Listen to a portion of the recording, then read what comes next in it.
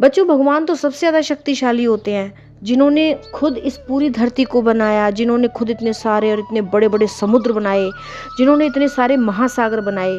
क्या उनके लिए समुद्र पार करना कोई बहुत मुश्किल काम था? वो चाहते तो एक सेकंड में उसे पार कर सकते थे, लेकिन फिर भी उन्होंने हमें ये बताने की कोशिश की कि अगर हमारा जन्म इस धरती पर हुआ है तो हमें काम तो करना ही होगा, कर्म तो करना ही होगा। बिना काम करे हम रह ही नहीं सकते।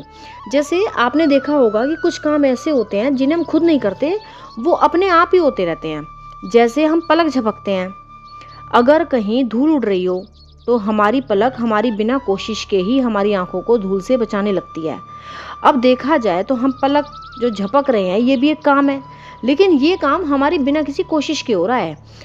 अब जैसे हम सांस लेते हैं तो देखा जाए तो हम पूरी ज़िंदगी सांस लेने का काम कर रहे हैं, लेकिन फिर भी सांस लेने के काम के लिए हमें कोई ख़ास कोशिश करने की ज़रूरत नहीं पड़ती।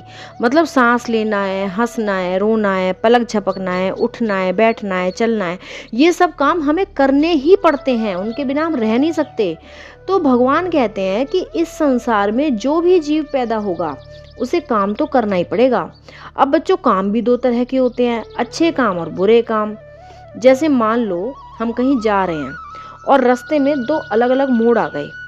एक मोड़ हमें आम के बाग की ओर लेकर जा रहा है और दूसरा रास्ता कीचड़ से भरे रास्ते की ओर लेकर जा रहा है। मतलब एक रास्ता तो आपको मीठे आमों से मिला देगा और दूसरा रास्ता आपको कीचड़ से गंदा करवा देगा। तो अब ये आपको सोचना है कि आपको कौन सा रास्ता चुनना है। इसी तरह से अगर हम सबके बारे में अच्छा सोचते हैं, हम सबके साथ मिलजुल कर रहते हैं, हम हमेशा अपने घर को, अपने आस पड़ोस को साफ सुथरा रखने के लिए मेहनत करते हैं, तो ये विचार, ये कर्म हमारे जीवन को खुशियों से, आनंद से, शांति से भर देंगे। और अगर हम सिर्फ अपने सुख के बारे में सोचेंगे, हम अपने आराम की सोचेंगे, हम अपने आराम के लिए किसी को भी दुख देंगे, तो हमारा जीवन दुखों से, परेशानियों से भरा रहेगा। फिर हमें